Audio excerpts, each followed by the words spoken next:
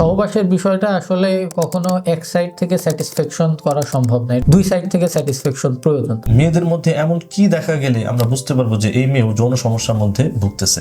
এই অংশটার ভেতরে সংবেদনশীলতা বেশি থাকে, যার কারণে দেখা যায় যোনিপথে প্রবেশের সঙ্গে সঙ্গে তাদের বীর্যপাত হয়ে যায়। যারা এই যৌন সমস্যার মধ্যে ভুগতেছে এখন তাদের করণীয়টা কি আসলে? এই সমস্যাটা পুরুষদের ভেতরে মোটামুটি 9-10% এরকম ছিল। 2019 সালের যে গবেষণাটি হয়েছে সেখানে দেখা গেছে এই সমস্যাটা অ্যারাউন্ড 30%-এর কাছাকাছি গেছে। আমি আমার যে প্র্যাকটিসিং লাইফ আছে এইখানে সাধারণত 4 রকম সমস্যার রোগীদের সবচাইতে বেশি পেয়ে থাকি, যার ভেতরে একটা সকলে অলরেডি আইডিয়া করে ফেলেছে, যেটা হচ্ছে প্রিম্যাচিউর ইজাকুলেশন বা দ্রুত বীর্যপাতের যে সমস্যা, এই সমস্যাটি।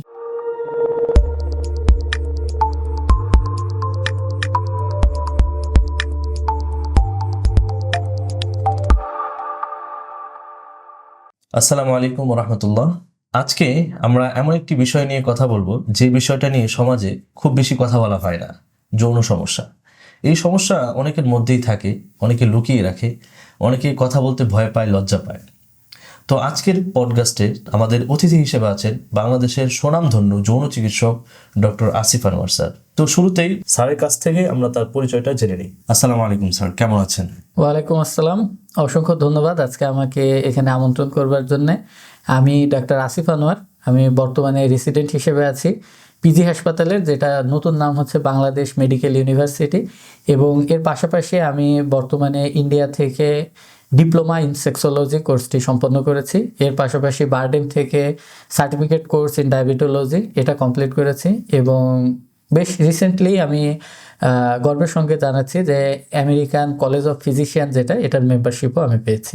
আমার আজকের প্রথম প্রশ্ন হচ্ছে, বর্তমানে যৌন সমস্যাটা কি গত 5 থেকে 10 বছরের আগের তুলনায় সেটা কি বেড়েছে নাকি কমেছে? এই বিষয়টার যদি আমি বিজ্ঞান ভিত্তিক আপনাকে উত্তর দেই, তাহলে যৌন সমস্যার ভেতরে সবচাইতে কমন যে একটা সমস্যা, ইরেকটাইল ডিসফাংশন বা উত্থানজনিত সমস্যা, আমি আমার পেজের একটা ভিডিওতে এটা দেখিয়েছি যে গত 20 থেকে 30 বছর আগে এই সমস্যাটা পুরুষদের ভেতরে মোটামুটি 9-10% এরকম ছিল, কিন্তু বর্তমানে কিন্তু 2019 সালের যে গবেষণাটি হয়েছে সেখানে দেখা গেছে এই সমস্যাটা অ্যারাউন্ড 30%-এর কাছাকাছি গেছে। অর্থাৎ আপনি দেখুন প্রায় 3 গুণ পরিমাণ কিন্তু তাহলে এই যৌন সমস্যাগুলো আমাদের সমাজে এখন বৃদ্ধি পেয়েছে। স্যার, আপনার চেম্বারে কোন সমস্যাগুলো নিয়ে রোগীরা বেশি আসে?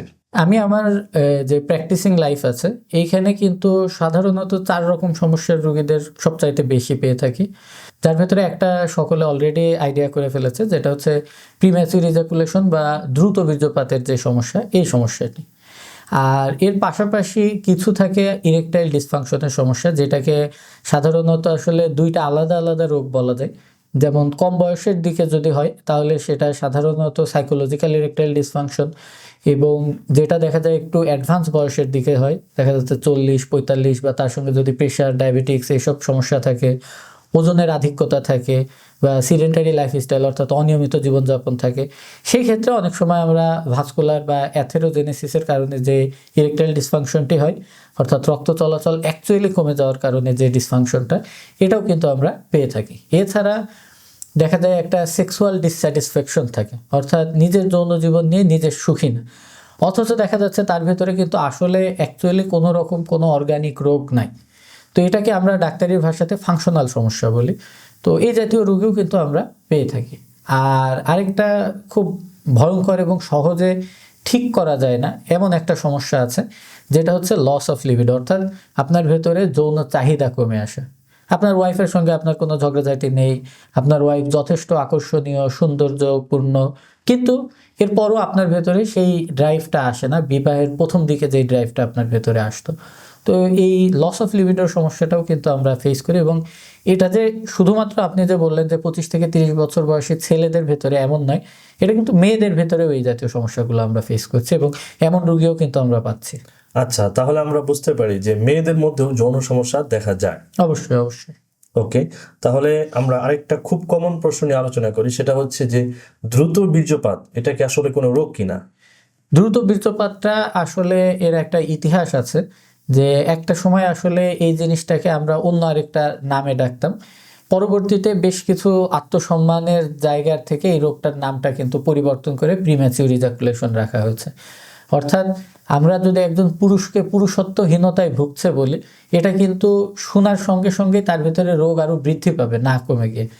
তো এই কারণে আমাদের যে একটা ইমোশনাল জায়গা আছে, একটা আবেগের জায়গা আছে, এই জায়গাটাতে যেন আমরা এই যৌন বিষয়ক আলোচনা করতে যে হিট না করি, এই জায়গাটা থেকে যেন আমরা একজন পুরুষ মানুষকে আরো ছোট না করে ফেলি, এই জিনিসটা কিন্তু গুরুত্বপূর্ণ। এই কথাটা এই প্রশ্নের প্রেক্ষিতে বলবার কারণ হচ্ছে যে এই প্রিম্যাচিউর ইজাকুলেশন যে জিনিসটা, এটা কিন্তু শারীরিকের পাশাপাশি মানসিক বিষয়টা অনেক বড়ভাবে জড়িত। এবং সাধারণত যদি আপনার ভেতরে কোনো রকম টেস্টোস্টেরনের ঘাটতি না থাকে, সেক্ষেত্রে কিন্তু এই টেস্টোস্টেরনের স্বাভাবিক মাত্রা থাকা সত্ত্বেও যদি আপনার এই সমস্যাটা হয়, এটাকে আমরা মানসিক হিসেবেই ধরে নিব। আর কিছু কিছু মানুষ আছে যাদের ক্ষেত্রে অতি সংবেদনশীলতা থাকে, পেনিসের যে গ্ল্যান্স অংশটা, এই অংশটার ভেতরে সংবেদনশীলতা বেশি থাকে, যার কারণে দেখা যায় যোনিপথে প্রবেশের সঙ্গে সঙ্গেই তাদের বীর্যপাত হয়ে যায়। অনেকের ক্ষেত্রে আছে প্যান্টের ঘষা বা কোনো কিছুর ঘষা বা উত্তেজিত কিছু চিন্তা করলে বীর্যপাত হয়ে যায়। তো এই জিনিসগুলো কিন্তু আসলে রোগ, এবং এটা চিকিৎসার মাধ্যমে কিন্তু খুব দিনরাত পার্থক্য করা সম্ভব একজনের জীবনে। আমাদের খুবই কমন আরেকটা প্রশ্ন, সেটা হচ্ছে যে আমরা অনেকে দেখা যায় নতুন বিয়ের পরে অথবা উঠতি বয়সে রাস্তাঘাট থেকে বা ফার্মেসি থেকে ডক্টরের পরামর্শ ছাড়া ওষুধ কিনে খায়, যৌন উত্তেজক ওষুধ। এই ওষুধগুলো খাওয়ার ফলে একজন মানুষের কি কি ধরনের ক্ষতি হতে পারে?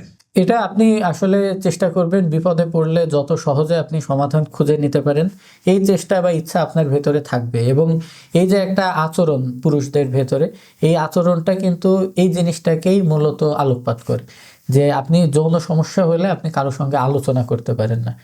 তো এটার কারণেই কিন্তু ওয়ান টাইম ঔষধ খাওয়া, অথবা যে বিভিন্ন রকম আপনার ভেজাল ঔষধ আছে যেগুলো খোলা মার্কেটে পাওয়া যায়, এই ভেজাল ঔষধ সেবন করা, এই জাতীয় বিষয়গুলো কিন্তু আসলে একটা ডেসপারেট মেজার শো করে যে আমি কতটা নিজের দিক থেকে মনক্ষুণ্ণ হয়ে গেছি, যে যার কারণে আমি এরকম সিদ্ধান্তটা নিচ্ছি।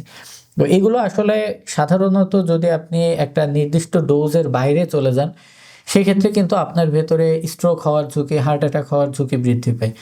আবার এর পাশাপাশি খুব একটা কমন যে সমস্যা হয় সেটা হচ্ছে মাথা ঘুরে পড়ে গিয়ে দাঁত মুখ কেটে যাওয়া, বা টয়লেটের ভেতরে মাথা ঘুরিয়ে পড়ে যাওয়া, বা নামাজের সিজদার থেকে উঠে দাঁড়িয়েছে তখন মাথা ঘুরে পড়ে যাওয়া, এই জাতীয় জিনিসগুলো কিন্তু এই ওয়ান টাইম ওষুধের একটা সাইড ইফেক্ট। আপনার চোখে দেখতে সমস্যা হতে পারে, লাল এবং সবুজের পার্থক্য আপনি না বুঝতে পারেন, চোখে একটা ঝাপসা ঝাপসা ভাব আসতে পারে। এই জিনিস সবগুলাই কিন্তু আসলে আপনি নিজে নিজে যদি উস্তাদি করে ওষুধ খান, সেই ক্ষেত্রে এই সমস্যাগুলো হতে পারে। এবং দীর্ঘদিন যদি আপনি এই ওষুধ খেতেই থাকেন, সেক্ষেত্রে একটা এনজাইম ইন্ডাকশনের সমস্যা হয়ে আপনার ভেতরে কিন্তু একটা স্থায়িত্বের যে ইরেকটাইল ডিসফাংশন, মানে পার্মানেন্ট একটা সমস্যা দেখা দিতে পারে। তো এই কারণে আপনি যদি নিজের প্রয়োজনে কখনো কখনো খেতে চান, সেটা হয়তো আপনি খেতে পারেন, কিন্তু তাহলে ঝুঁকিগুলো আপনার নিজ দায়িত্বেই নিতে হবে। আমরা অনেকে মনে করি যে যৌন সমস্যাটা শুধুমাত্র ছেলেদেরই হয়, এটা কি মেয়েদের মধ্যেও দেখা যায়? মেয়েদের মধ্যে এমন কি দেখা গেলে আমরা বুঝতে পারবো যে এই মেয়েও যৌন সমস্যার মধ্যে ভুগতেছে? আচ্ছা, এটা একটা মানে খুব প্র্যাকটিক্যাল একটা কোশ্চেন হয়েছে, কারণ এই সহবাসের বিষয়টা আসলে কখনো এক সাইড থেকে স্যাটিসফ্যাকশন করা সম্ভব না, এটা দুই সাইড থেকে স্যাটিসফ্যাকশন প্রয়োজন। আচ্ছা। তো সাধারণত দেখা যায় অনেক সময় পুরুষদের ভেতরে উত্তেজনা আছে, কিন্তু স্ত্রীদের ভেতরে মন মানসিকতা নাই। এটার কারণ একটা হতে পারে যে তার যোনিপথ সংক্রান্ত কোনো রকম রোগ আছে, যেমন এখানে বিভিন্ন রকম ইনফেকশন হতে পারে, ফাঙ্গাসের ইনফেকশন, ব্যাকটেরিয়ার ইনফেকশন, তারপরে আপনার স্রাব যাওয়ার সমস্যা। তো এই জাতীয় সমস্যাগুলো কিন্তু একটা ডিসগাস্ট তৈরি করে দুইজন পার্টনারের ভেতরে। আর এর পাশাপাশি যদি যোনিপথে পর্যাপ্ত পরিমাণ পানি না আসে, সেক্ষেত্রে কিন্তু জ্বালাপোড়া করা, সহবাসের সময় পুরুষদের ভেতরেও এই পানির অভাবে দ্রুত বীর্যপাত হয়ে যাওয়া ঘর্ষণের কারণে, এমনটিও হতে পারে। আর এর পাশাপাশি আরেকটা সমস্যা হয় যেটাকে ভ্যাজাইনিসমাস বলা হয়, আরেকটা সমস্যা আছে ডিসপ্যারিউনিয়া। তো এই সমস্যাগুলো আসলে সহবাস সংক্রান্ত ব্যথার সঙ্গে জড়িত। আপনার তলপেটের যে মাংসপেশিগুলো আছে, এগুলোর যদি টোন ঠিক না থাকে, সেক্ষেত্রে সহবাসের সময় এই মাংসগুলো খুব শক্তভাবে কুঁচকে ধরতে পারে, যার কারণে কিন্তু স্ত্রীরা তাদের তলপেটে প্রচণ্ড রকমের ব্যথা অনুভব করতে পারে। এবং এরকম একবার যদি হয়ে যায়, তাহলে কিন্তু পরবর্তী সহবাসে তার ভিতরে একটা ভয় ঢুকে যায়। তো এই কারণে এই জিনিসগুলোর খোলামেলা আলোচনা হওয়া কিন্তু জরুরি। এবং এটা যে শুধুমাত্র আপনি একটা ওষুধ খাবেন, একটা ইনজেকশন দিবেন, ঠিক হয়ে যাবে, বিষয়টি কিন্তু এমন নয়। কারণ এই প্রত্যেকটা যৌন সমস্যাকে আমরা ডাক্তাররা বলি হচ্ছে মাল্টিফ্যাক্টোরিয়াল সমস্যা। অর্থাৎ আপনার ফুসফুসের ভেতরে নিউমোনিয়া হয়েছে, এটার কারণ কি? কারণ ফুসফুসের ভেতরে একটা ব্যাকটেরিয়া ঢুকছে।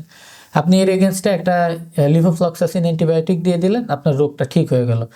কিন্তু যৌন সমস্যাগুলো আসলে এমন নয়, এর ভেতরে আপনার মানসিক দিক রয়েছে, শারীরিক দিক রয়েছে, আপনার সোশ্যাল স্ট্যাটাস কেমন সেটা একটা বিষয়, পরিবেশগত হ্যাঁ সবকিছু। একদম আত্মিকভাবে আপনাদের ভেতরে যদি মিল না থাকে সেক্ষেত্রে কিন্তু এই শারীরিক সুখও আপনাদের সহ্য হবে না বা আপনারা এটাকে লং লাস্টিং করতে পারবেন না। তো এই 4টি ডোমেইনেই কিন্তু আমাদেরকে চিকিৎসা দেওয়া লাগে।